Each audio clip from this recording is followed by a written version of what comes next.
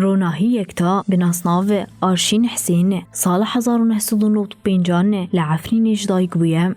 لناف مالباتک ولات پاریس مزن بو علاقه اویا لسر چاند و هنرا کرده جزاروکتیه و باندور لیکره. لعفرین هند تمنی زاروکاتیه دبو بهشمندیه که کردایتی مزن بو.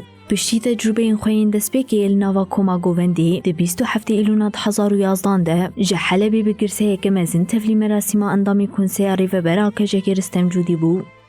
روناهی به حسرت آل چاندا خواه هر روز دولمندیه کنو ناز دکره به وی مراسیمه ره بریارداری خواه لسر مشال سر شوپار استمجودی هین خورتد گره.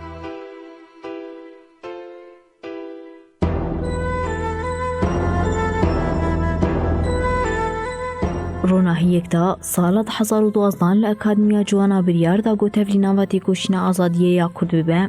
روناهی دا اخافتنک خود گوت بو ایشن کدایی کامین کشانده از هیم بهتر نیزیتی کوشین آزادیه یاجنی گره.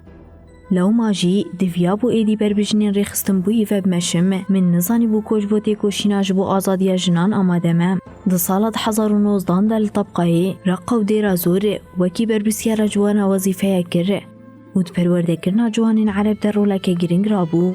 روناهی لگل دلسوزی خویا بچاندا کردان رم هر وهاد خوست چاندی گلی جدا جناس بکم جبر و یکی رویتیا روناهی یا بر بهری من جگلی عرب رم او بگاوه که دن نیزی آرمان جوی کره. ین کو طبقا رقو دیرا زوری دیتنه زانون که روناهی کجوی خلکی در باس بیم. دیدمه که ده کو ایریشن داگر کریه لدجی هریمی زیده بونه روناهی به اصرار خوست تولین آوای پجی ببم. پارستنا نرخین چاندیا گلین خوجهی و کویا زایندی و خسریا دموکراتیک هری من اساییت کوشنای پجیبونه. جخوا روناهی جیه پجی کرناون دادلی خواه و ریا خواب وی رنگ دیار کره.